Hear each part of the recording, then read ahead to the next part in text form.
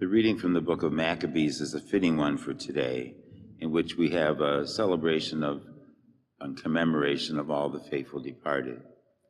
The situation in that reading was that the Romans were trying to persuade and draw all of the faithful Jewish people to their pagan religion. And some of them did give in and join, but many of them did not. In fact, many of the faithful Jewish people banded together and they actually fought against Rome, and many of them died. Well, after one particular battle, and this is where this scene comes in the gospel we have tonight, there were many who had fallen. And then we see that they wanted to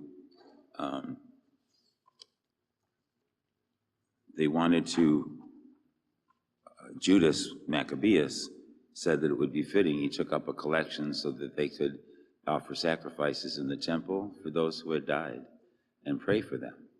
And he did it because he had a view of the resurrection in mind. So we see that even 100 years before Jesus was born, people believed in the resurrection and in the life after death. And these faithful Jewish people believed that. The problem was that when they had gathered the dead bodies who had fought for their faith, they found that many of them carried these little statues on their clothing, pinned to their clothing, of the pagan gods. And it was concerning to Judas Maccabeus because they had faltered in their faith. He knew that they were good people and really believed in their faith.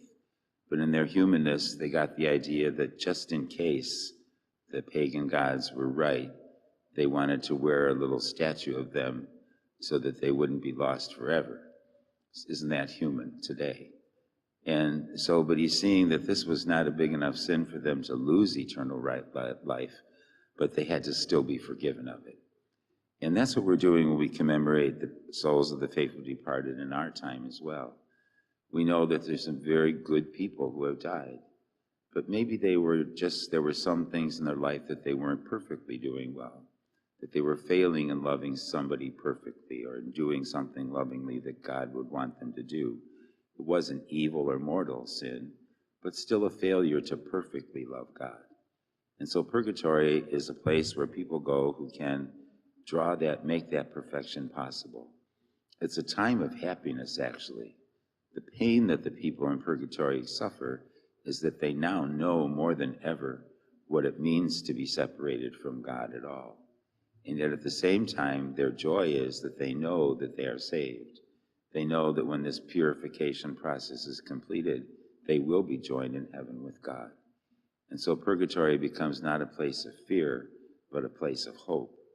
So we know that probably, like if you're like me, like all of us, we hope that when we die, we're really prepared to go right to heaven. But we know that in case there's still some things that weren't quite finished in our perfecting our Christian life, God loves us so much that he's going to give us a chance. Our prayers can assist the people in purgatory.